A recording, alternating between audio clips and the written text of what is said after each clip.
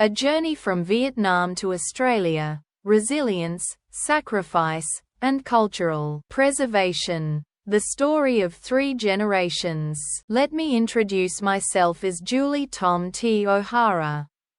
I am 48 years old, and I came to Australia as a refugee when I was less than 2 years old.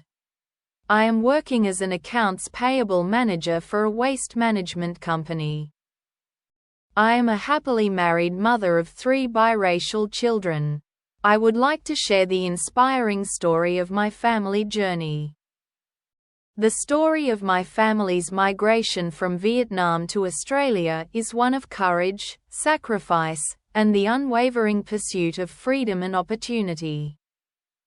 It is a narrative that weaves together the struggles of war, the heartache of separation, the grit of survival, and the triumph of building a new life in an unfamiliar land. At its heart stands my father, Hao Van Phan, the youngest of 4 children from Rạch Giá, whose journey shaped the destinies of generations to come. Life in Vietnam, shadows of war and oppression. Born into a successful business family in the vibrant coastal city of Rạch Giá, my father's early years were relatively prosperous. His family thrived in the trade of manufacturing and retailing dried fish, a local staple and a source of pride. Yet, beneath the veneer of success, the political climate grew ever more suffocating. The communist government's intrusive policies cast a despair over private enterprise. Officials would routinely inquire about everyone's whereabouts, scrutinize business operations, and seize any assets deemed useful to the state. For families like ours, independence and security became increasingly elusive. For 2 arduous years, my father saw his family's autonomy and dignity chipped away. The presence of war loomed larger when he was called up for service in the army during the Cambodian conflict. Having already seen his 2 older brothers return broken in spirit and body from the horrors of battle, the prospect of joining the war was unbearable to him.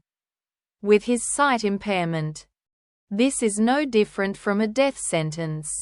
He resolved, with quiet determination, that he would not become another casualty of a conflict he did not believe in.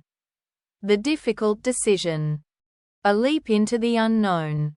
My father's heart-wrenching decision to flee Vietnam was made in secrecy and desperation, leveraging his parents' business connections. He found others similarly determined to escape the tightening grip of the regime. He was told of a secret meeting point, a sliver of hope whispered through trusted networks. On his first attempt, he took my heavily pregnant mother and her cousin to the rendezvous, only to learn, to their devastation, that the boat was not yet ready. Even the journey to the meeting point was fraught with peril. Government monitoring was ever present, and my mother's condition made their subterfuge even more difficult. Heartbroken, they returned home, only for my grandparents to discover their plan. Fearing for their daughter-in-law's safety, they insisted my mother stay behind to give birth before contemplating escape. Thus, when the next opportunity arose, my father departed with my mother's cousin, leaving his wife and unborn child behind. The pain of separation was sharpened by the uncertainty of whether they would ever reunite. Flight and refuge. The perilous journey to Malaysia.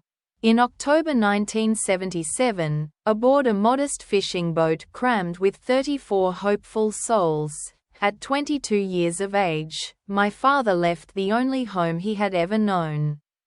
Unlike many, their vessel was spared encounters with Thai pirates, a stroke of luck not to be underestimated. After 3 days and 2 nights adrift, they arrived at Kuala Terengganu, Malaysia. To ensure rescue and permission to disembark, the refugees deliberately broke their boat, presenting an emergency to the Malaysian Navy. Life in the Kuala Terengganu refugee camp was a paradox of relief and uncertainty.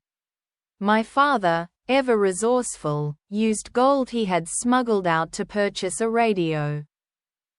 Music providing a small comfort in the limbo of exile. The remainder supported his survival. Communication with family was agonizingly restricted. Letters could only be sent through the Red Cross. And each word was carefully coded to avoid government scrutiny and protect those left behind. To signal his safety, he would write in metaphors, "I have arrived at my cousin's house safely and hope everyone is safe," a secret language between parent and child. My father didn't have any photos of his stay at the Malaysian camp as he didn't see anyone with a camera. 2 months passed in the camp. While America was a coveted destination for many, my father's lack of American connections closed that door. Fortune smiled upon him when Australia offered him refuge. On Christmas Eve, the 24th of December 1977, he set foot in Perth, ushering in a new era of hope, rebuilding in a new land, triumphs and challenges. My father spent his first year in Perth acclimatizing to the culture, the English language, and the climate before moving to Sydney in December 1978. The transition was both liberating and daunting. Meanwhile, his entire family, my mother, 2 uncles, 2 aunties, and I, embarked on their harrowing journeys out of Vietnam, braving pirates, government capture, and the ever-present threat of never reaching safety. My mother's youngest brother has been missing at sea ever since. My maternal grandparents have passed away, never knowing what happened to their son. My mother and I were caught by authorities and thrown in jail during our first escape attempt. The gold and jewelry saved for passage were confiscated. Our release came only because I was a young child. Others were not so fortunate, languishing in prison for years. Undeterred, a few months later, we attempted again. This time successfully reaching Songkhla refugee camp in Thailand. My mother, ever resilient, washed laundry for the local Thai people to earn enough for food and postage to send letters to my father. She would joke that every time I was naughty, she should have sold me to the Thai customers that she washed laundry for, as they find me cute. After 3 months in the camp, we made our way to Australia. And I arrived in Auburn on my 2nd birthday in November 1979. For my parents, rebuilding meant starting from nothing. Their priority was survival. A roof overhead, food on the table, and hope for the future. Unaware of Australia's mandatory schooling laws, my mother was surprised when a government official arrived to enroll me at Parramatta West Public School with a school bus to pick me up next Monday. The transition was not easy. I spoke little and struggled to adjust. Overcoming adversity, the challenges of disability and bullying. School was initially a bewildering and isolating experience. After 2 years in kindergarten, tests revealed I was completely deaf in my left ear and had only partial hearing in my right ear, fitted with a hearing aid. I began speech therapy, a weekly routine that continued throughout my schooling. My mother was heartbroken, blaming herself for my disability. I was placed in a special class to catch up academically, which unfortunately made me a target for bullying. Despite these trials, I worked hard to overcome the obstacles before me. Once I felt ready, I transferred to a local school, where the environment proved far more nurturing. Here, I began to thrive, my English improved, and I felt accepted despite my hearing impairment. Yet, my connection to my Vietnamese heritage was fragile. At home, Vietnamese was spoken, but my literacy in the language was limited. My parents enrolled me in the Vietnamese Cultural School, Trường Văn hóa Việt Nam, Villawood, where I attended 2-hour classes every Saturday. I also watched entertainment shows like Paris by Night and Asia Entertainment, gradually stitching together a tapestry of language, music, and culture that felt both familiar and new. Returning to Vietnam. A bittersweet homecoming. My first return to Vietnam in 1993 was a deeply emotional experience. The differences between my life in Australia and the conditions back in Vietnam were stark. The poverty of my relatives and the people back in Vietnam was a sobering reminder of the narrow escape my family had made. Without my father's courageous decision to leave, our fate could have been vastly different. The trip also exposed my struggles with the Vietnamese language, deepening my resolve to keep my heritage alive for the next generation. The next generation.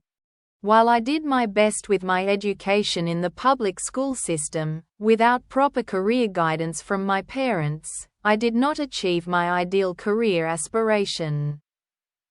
Using my knowledge and research into the New South Wales education system, my daughter has exceeded my expectations by securing a placement in an opportunity class, which is notoriously difficult to obtain. This program is for Year 5 and Year 6 students and has given my daughter extracurricular opportunities that would not be available in our local public school. As a result, she is now studying at a high-ranking, selective high school.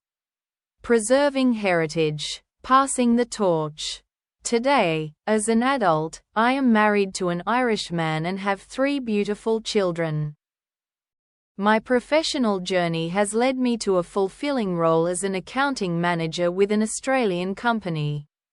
Yet, even as I immerse myself in Australian society, I feel a deep responsibility to preserve and pass down my Vietnamese heritage.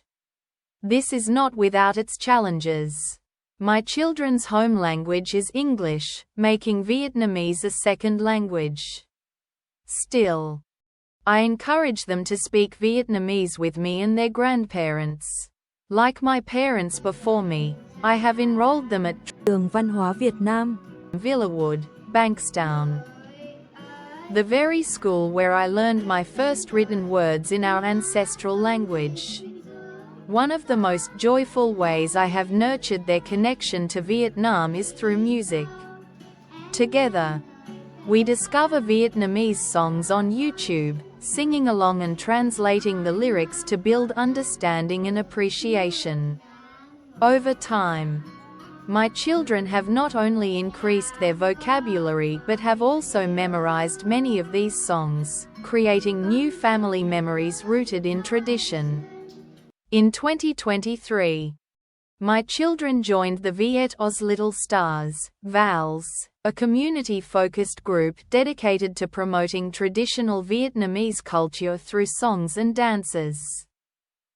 Their involvement has introduced them to peers with similar backgrounds and has immersed them further into the Vietnamese community in Australia, New South Wales chapter to promote community values and resilience.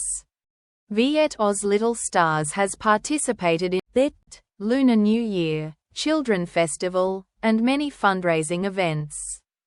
Watching him perform and build friendships in this context has been deeply rewarding. Affirming the value of cross-cultural ties.